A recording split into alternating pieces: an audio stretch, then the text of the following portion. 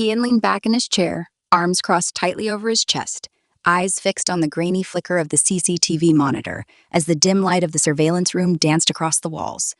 Despite the grain of the footage, Anya's figure was unmistakable, her vulnerability spilling through the screen with an intensity that made Ian's stomach twist in ways he hadn't expected. She was crumpled on her knees, gripping the cold metal bars with such ferocity that her knuckles had turned pale, the tautness of her hands betraying every ounce of her fear and despair. Ian could see the tremor in her shoulders, the way her body seemed to fold in on itself, how she whispered Fred's name over and over in a fragile litany of hope and heartbreak, lips moving in vain, knowing he could not hear her. He had watched criminals cry before, had witnessed hardened men and women unravel under the weight of accusation, but none of it had prepared him for this. Anya wasn't just a suspect. She was someone he had known through Fred, someone whose life and devotion he had respected and admired. Seeing her like this, broken and alone, left a bitter taste in his mouth. She wasn't meant to be here, and yet here she was. A deep exhale rattled through Ian as he rubbed at his temples, trying to push the image from his mind, even for a moment. But the feeling of guilt lingered, gnawing at him. He had followed procedure. He had obeyed orders. That was the defense he could cling to. And yet, watching her on the floor, helpless, shattered, made every rationale feel hollow, empty, and insufficient. He barely had time to consider his own conscience before the door to the observation room slammed open, the sound reverberating like a gunshot through the stale air. Fred stormed inside with a force that made Ian's heart skip. The sheer presence of him filled the room with a violent energy, his fury palpable, almost tangible, as if it had mass and weight. "You traitor!"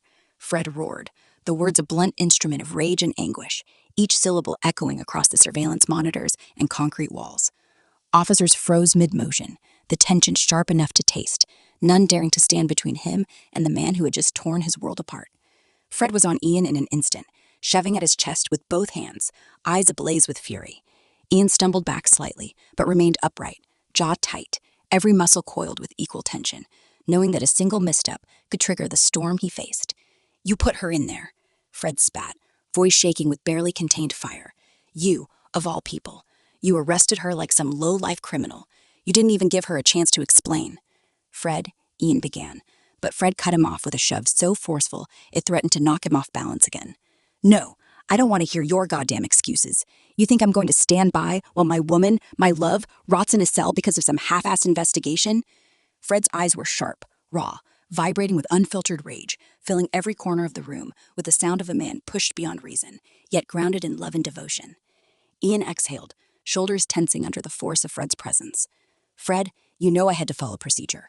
This is bigger than you or me," he said, voice tight, careful, knowing any misstep could escalate the situation further. Fred's laugh was bitter, humorless, a sound devoid of joy, the echo of someone who'd spent too long watching injustice unfold without reprieve. He jabbed a trembling finger at Ian, every movement precise with intent. "Procedure? She's not some random suspect, Lewis. She's the mother of my child. She's my life. And you arrested her in front of her goddamn bookstore like she was a murderer in broad daylight." Ian's jaw tightened as he watched Fred's words hit the room with physical weight.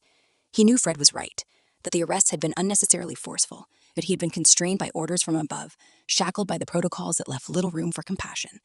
And now, standing in the same room, he felt the gravity of what had been done, the human cost etched across Anya's trembling frame on the monitor. Fred's fist clenched at his sides, each vein taut, each breath sharp and staccato, as he seized on the injustice before him. "I don't care what the department says. I don't care what bullcrap evidence they think they have. I want the best lawyers for her, the best. She's a metropolitan officer's family, and I'll be damned if she gets treated like some street thug." Ian's hesitation was brief, measured, weighed down by the knowledge of the system, yet the sight of Anya, curled and shivering, pried his fingers from the safety of inaction. "Fred, the case? I don't give a damn about the case," Fred's voice thundered, shaking the air and rattling the edges of the monitors. "You owe me this, Ian. You owe her this. You took her away from her child. You locked up an innocent woman. And I swear to God, if you don't help me get her out of there, you'll regret ever putting those cuffs on her."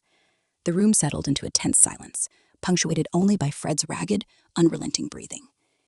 Ian exhaled, eyes drawn once more to the monitor, where Anya remained on the floor, small and fragile, trying in vain to gather herself.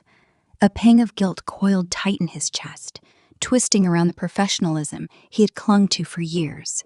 He nodded slowly, almost imperceptibly. "I'll get her the lawyers," he said, voice low, burdened with reluctant acknowledgement. Fred's fist slammed against the desk, rattling monitors, sending a stack of case files clattering to the floor. His body trembled with unrestrained fury, every fiber screaming for immediate action. "Not later, not tomorrow, now!" he bellowed, and the echo of his demand swallowed the room, leaving the officers around them frozen, eyes wide at the force of his command. Ian's jaw clenched again. Fred's voice cut across the quiet like a whip, sharp and unyielding. "You put her in there, you, so you're damn well going to fix it. Get on the phone and get her the best lawyers this second, or so help me, Ian, I will tear this place apart." The other officers lingered in the background, hesitant, uncertain, yet none dared intervene. They knew what Fred was capable of, even now, healing wounds still raw across his torso, the scars of a gunshot, etched dark against bruised flesh that had not yet fully faded. He moved with a predator's grace, each step deliberate, each gesture taut with controlled violence. Ian exhaled and reached for the phone, dialing with hands that betrayed the tremor of urgency in his chest, fingers hovering over the keys as he met Fred's burning gaze. Fred's eyes never wavered from the monitor, watching Anya's fragile figure, imagining every shiver, every tear, every silent plea for relief. Ian's voice finally pierced the tense air as he spoke into the receiver, commanding, urgent, each word a lifeline. "It's Ian Lewis from the Metropolitan Police. I need your best legal team on a priority case immediately." Fred's fists clenched and unclenched, anticipation and fury coiling inside him, not satisfied until action was underway, not until Anya could see the possibility of freedom. Watching Ian make the call wasn't enough for Fred. Action, results, movement, he needed all of it now. His gaze swept the room, sharp and calculating, until it landed on a young officer lingering near the doorway. The boy's posture betrayed indecision, as though the weight of Fred's presence had pressed him into hesitation. "You," Fred barked, his voice cutting through the charged air like a whip. "Get me my uniform, now!" The officer froze, eyes darting toward Ian, as if seeking permission, as though confirmation from someone else could shield him from the storm. Fred's nostrils flared, his chest rising and falling with an intensity that radiated danger. "Did I stutter? Get my uniform and bring it to me. I don't care if I'm on sick leave. I am not standing here like some powerless civilian while my woman rots in a cell." The command was absolute, leaving no room for interpretation. The officer flinched at the force behind the words, his body stiffening before he quickly nodded. "Yes, sir," he stammered, and bolted from the room, leaving a trail of hurried footsteps behind him.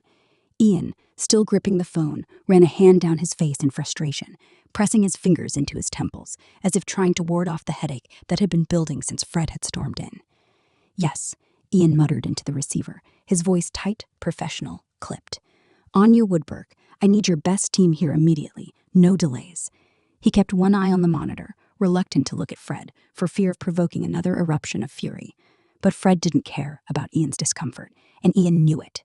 If Ian had done his job differently, if he had fought for Anya instead of following orders blindly, none of this would have been necessary. The anger in Fred was fueled as much by love as by the injustice inflicted on the woman he adored.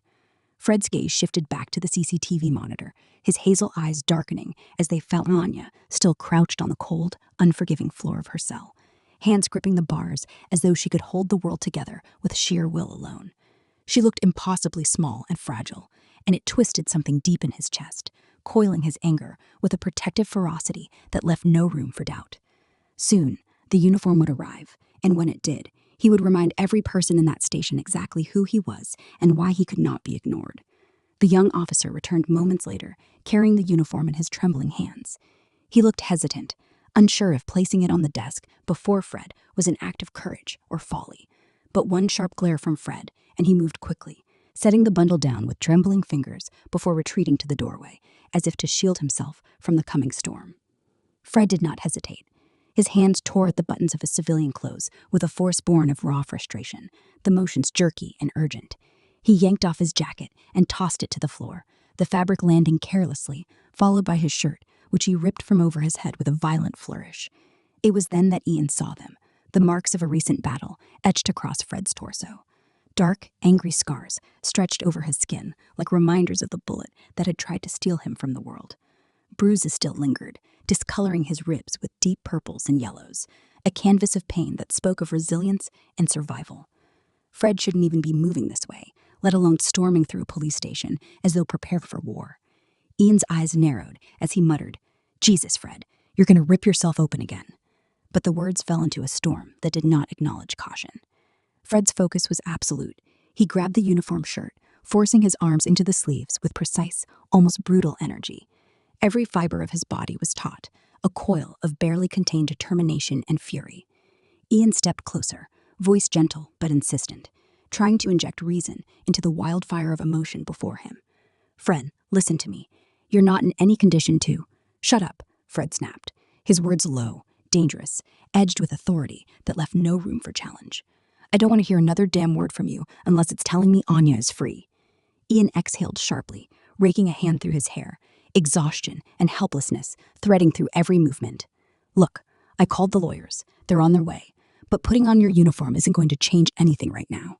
Fred finally turned, uniform half-buttoned, his hazel eyes burning with a fire Ian had never seen, a furnace of devotion and rage that defied reason.